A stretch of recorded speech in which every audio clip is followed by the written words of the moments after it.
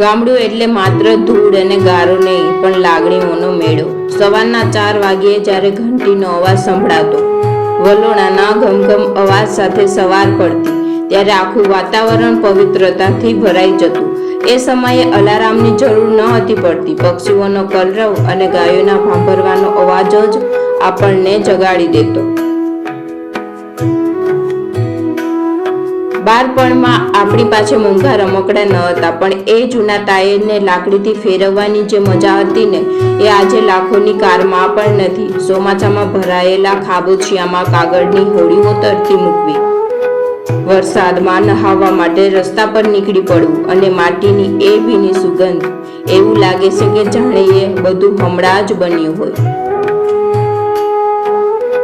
તૂટેલી પાટી, હાથમાં લાગેલી ખડીના ડાઘ અને દફતરમાં રહેલી પેલા પીપળાના પાનની વિદ્યા. રિસેસ પડે એટલે સીધા ઘરે દોડવું, અથવા તો પેલા બોર વેચવા વાળા કાકા પાસે ભેગા થવું. એ મિત્રો સાથેની નિસ્વાર્થ દોસ્તી આજે ક્યાં જોવા મળે છે? પરીક્ષાઓ પૂરી થાય એટલે મનમાં એક જ રટણ હોય, મામાનું ઘર. એસટી બસની બારી પાસે બેસવાની જીદ, કંડક્ટરની ટિકિટ પંચ કરવાનો અવાજ, અને બસ જ્યારે ગામડાના ધૂળિયા રસ્તે ચડે ત્યારે ઉડતી ધૂળમાં પણ એક સુગંધ આવતી. મામાના ઘરે પહોંચતા જ આખી કંપની, એટલે કે મિત્રો અને ભાઈ બહેનો ભેગી થઈ જતી. ત્યાં નહોતું કોઈ ટાઈમ ટેબલ કે નહોતો કોઈ લેસન. જો તમને આ વિડીયો પૂરો જોશો તો હું ગેરંટી આપું છું કે તમે 10 મિનિટ માટે 2026 માંથી સીધા તમારા બાળપણના એ સોનેરી વર્ષોમાં પહોંચી જશો. ગામડામાં ઉનાળાની બપોરે જ્યારે વડીલો સૂતા હોય ત્યારે આપણું અસલી કામ શરૂ થતું.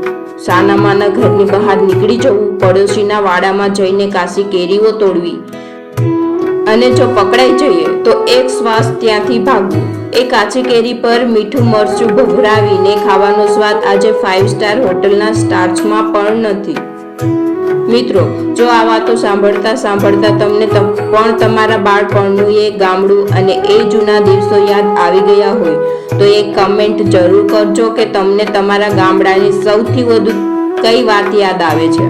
અને જો તમે પણ તમારા વતનને પ્રેમ કરતા હોવ તો આપણી આ ચેનલને સબસ્ક્રાઇબ કરવાનું ભૂલતા નહીં, જેથી આપણે સાથે મળીને આ યાદોને જીવંત રાખી શકીએ. ગામડાની રાત એટલે અંધકાર નહીં, પણ પ્રકાશનો ઉત્સવ. ધાબા પર કે ફળિયામાં ઢોલિયા ઢારીને સૂવાનું, આકાશમાં લાખો તારાઓ ગણતા ગણતા દાદા દાદી પાસે વાર્તાઓ સાંભળવી. પેલો તારો જો, એ ધ્રુવનો તારો છે, એમ કહીને વડીલો આપણને બ્રહ્માંડની ઓળખ કરાવતા.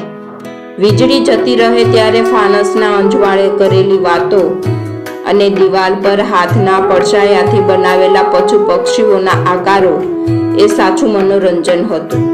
હોળી હોય તો આખું અઠવાડિયું પહેલા લાકડા વીણવા નીકળી પડવું, અને દિવાળીમાં પેલા લાલ પટ્ટીવાળા ફટાકડા ફોડવા માટે પથ્થરનો ઉપયોગ કરવો.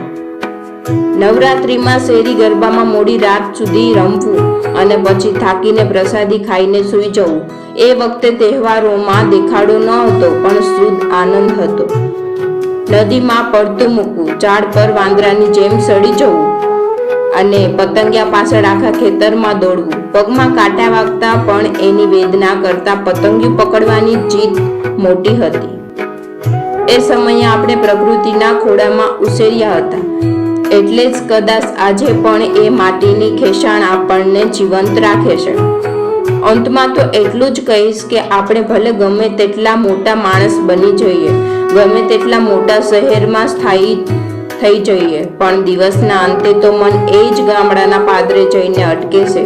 યાદ રાખજો, જે માણસ પોતાના મૂળિયા ભૂલી જાય છે એ ક્યારેય ફળદ્રુપ નથી બની શકતો.